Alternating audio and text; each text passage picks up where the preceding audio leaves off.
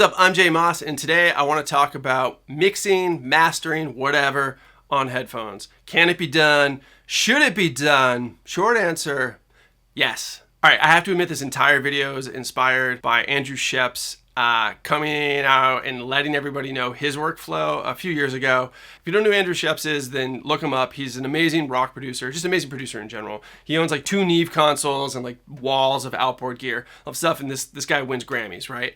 And he came out after everyone's, giving him all these accolades for his newest records and you do such wonderful work. He came out and said, yeah, I did those on my laptop on my headphones. And they're like, but you own all of this gear. And he was like, yep. And that just sort of further emboldened this idea that I can't shake, that sticks with me, that I talk about all the time, that it's what's up here that really matters. It is not your DAW, and it's like not really your tools, unless you have like really, really bad microphones or something, but it's really not your tools. Like the big tool, the one, is this one. And Andrew Shepp can get that done because he knows what he's doing. And I was like, shit, I've been making records for like 16 years. Well, it's not exactly true. This all happened like 5 years ago. So shit, I've been making records for like 11 years. And at the time, I was in Australia working with a band in a remote studio there, but I didn't have time in the studio after hours, but I still had mixing projects I had to work on. Actually, this band called Fossil Youth, in general, I was mixing a record for them. Hi, Scotty. And I was like, man, like, how am I going to get this done? Like, I don't have a monitoring system, like where I'm staying, all this stuff. So I did my research and I came up with these. These are the Bayer DT770 Pro 250 ohm version. They were highly recommended. And it was like jumping off a cliff, but I was like, I gotta do it. Like, I gotta get this work done, so let's go. So I bought them, and I immediately hated them. It was different, and I didn't like that. And I put them on, and the high end felt way harsh. And I actually kind of think that like headphones, like the high end starts to like smooth out the more you use them a little bit. And the overall experience isn't stereo, right? It's binaural. It's like boom, boom. It's like left is left. Oh, wait, sorry.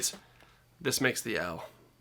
It's like left is left, right is right. Yeah, and it just overall, it felt like way different, but I gotta acclimate, right? Like I gotta get in there. I have to get the work done. I gotta be honest, to my surprise, while yes, there was a learning curve, it sort of evaporated pretty quickly. Before I knew it, I was actually hearing things more deeply. I was hearing every little nuance. That can be hard when you're working on near fields because whether you like to admit it or not, I don't care how quiet your studio is, there's ambient noise going on. And also your ears fatigue faster when you use near fields because it just requires more amplitude, more air being pushed out for you to get the same sensation since you don't have the same isolation. This is what happens, right? You just creep the volume all day and you get this like mixed blindness, this fatigue, and it makes your decisions at the end of the day definitely worse than the decisions you were making when you started that morning. So next thing I knew, like 6 hours had passed. I've been working straight, like super invested in the record, was loving it. And I was like still feeling really comfortable. I still feel like I was making like sharper decisions. And it's just biology. Like it's just your ears just aren't getting hammered and it's just easier to work. Now, I know for myself, and I think for probably a lot of other people too, like we multi-manage a lot of projects. We've got to jump around a lot. And it's just nice to have a super consistent space for that. So I know Slate just released these new headphones that emulate different world-class studios and they emulate like a boombox in a car and all of that. I don't feel the need to try those because things are going very well here. However, I do feel like the want to try them because to be fair, right? Like I migrated from a traditional mixing environment in general, control rooms and near fields and that type of thing to something like this, which feels kind of crazy. It's almost like scary to tell the world, like I wanted to do years worth of records that people liked. And before I let everyone know how I made them, just in case it was like scary. I know it's insane, but I was just like worried about it. I can't remember. Each time it slipped right through my fingers. When you were young, filled up with life, you run around keeping me up all night. I was scared stitched with the corner held in June. There was a night in rusted armor, right on cue and playing safe. And was it me? Was it me? Was it me? Anyway, I am curious. I do kind of want to try that Slate thing because it just seems interesting to me. I don't know if it'll make my product better, but here's the thing.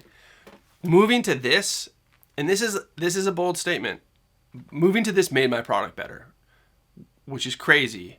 because I had always heard gearsluts.com, all the forums, all the chatter that, well, you don't do your final mix on headphones. You just don't do it, But then here I am, a complete convert at the Church of Cans, And I gotta be honest, and I haven't really tried to mix on any other headphones. Like the headphones we use for tracking, they're like some cheap Sennheisers, are trash for mixing. They're totally okay for tracking, but you got to get something good. And the other reason I'm like kind of hesitant to try the Slate thing is just because like not only am I totally on board with these headphones, it's like these headphones, like these are broken. Like the left ear cup falls off. Like I got damage in travel, and I'm actually really nervous. It's just like anyone, like you get used to your room and you get used to your monitors and all that stuff. Like I'm used to these. So like changing that game is terrifying to me, especially when like, my clients depend on me knowing what I'm hearing and then effectively making good decisions from that. Anyway, long story short, mixing on headphones I think is awesome. And I recommend that you give it a shot. If you were ever worried, if there's ever like